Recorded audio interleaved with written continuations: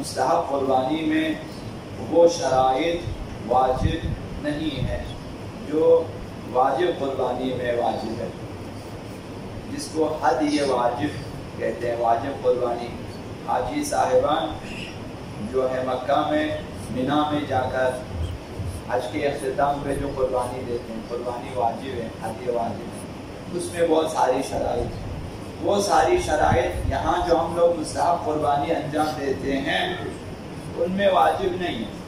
لہذا اگر کوئی جانور گانا ہو، ایک آنکھ نہ ہو، یا ایک آنکھ جو ہے ضائع ہو چکی ہے، یا لنگڑا ہو، یا اس کا جو کان کٹا ہوا ہو، یا سینگ ٹوٹا ہوا ہو، ان کی قربانی بھی جائز ہے، مستحب قربانی میں یہ جائز ہے۔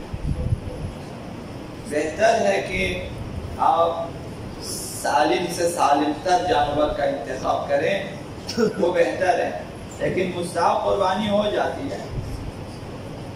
اور اسی طرح سے وہ نر جانور جس کی جنسی صلاحیت کو ختم کر چکا ہو، جس کو خصی کہا جاتا ہے، اس کی بھی قربانی جائز ہے، مستحب قربانی میں وہ بھی جائز ہے۔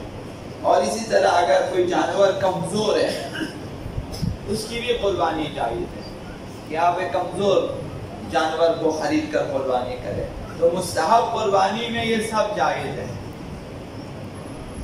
اگرچہ احوط احتیاط سے قریب تر اور افضل یہ ہے کہ اس کے اجزاء، جانور کے اجزاء صحیح ہوں، سالم ہوں، اور جانور موٹا بھی ہو۔ مکروہ ہے کہ اپنے پالتو جانور کو ہی قربانی کریں، جس گوسفند کو، بکرے کو آپ خود پالتے ہیں اس کی قربانی مکروہ ہے۔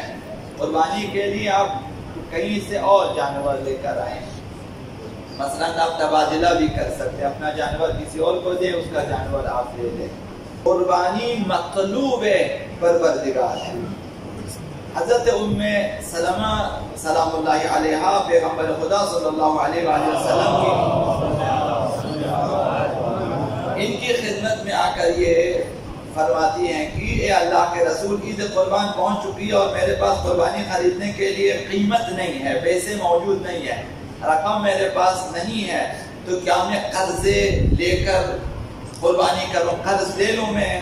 تو آپ نے فرمایا کہ یہ قرضے لے لو اور قربانی کر لو۔ حضرت ام سلمہ سے فرمایا آپ جو قرضے لے لیں، کیونکہ یہ قرض ایسا قرض ہے کہ ادا ہو کر ہی رہے گا۔ یہ پیغمبر صاحب نے فرمایا حضرت ام سلمہ سے، بے شک قرضے لے لیں، قرض ادا ہو ہی جائے گا۔ یعنی اس قرضے کا ضامن خدا ہے، اور خداوند انشاءاللہ العزیز اگر قربانی صحیح ہوئی قرض خداوند ادا فرمائے گا، کیونکہ یہ اللہ کی رضا کے لیے۔ اگر چاہتے ہیں خداوند متعال کی طرف سے الطاف و برکات و رحمات الہی نازل ہو جائیں تو قربانی کے عمل کو انجام دیں۔ خداوند متعال ارشاد فرماتا ہے کہ وَلَوْ أَنَّ أَهْلَ الْقُرَىٰ آمَنُوا وَاتَّقَوْا لَفَتَحْنَا عَلَيْهِمْ بَرَكَاتٍ مِّنَ السَّمَاءِ وَالْأَرْضِ، اگر بستیوں کے باشندے ایمان لے آتے ہیں، پرہیزگاری اختیار کرتے ہیں، تو ہم ان پر آسمانوں اور زمین کے دروازے، برکتوں کے دروازے کھول دیتے ہیں۔ تو یہ تقویٰ ہے قربانی اور نماز۔ تو اس تقویٰ سے اور اس عمل سے ممکن ہے کہ آسمان کے دروازے ہمارے لیے کھل جائیں۔ تمام بدبختیاں ہمارے گناہوں کی وجہ سے ہے۔ خداوند متعال کا وعدہ یہ ہے کہ اگر ایمان لے آؤ، تقویٰ، آسمان زمین کے دروازے ہم تمہارے لیے کھول دیں گے۔ تو لہٰذا یہ اسباب نزول رحمت و برکات الہیہ میں سے ہے۔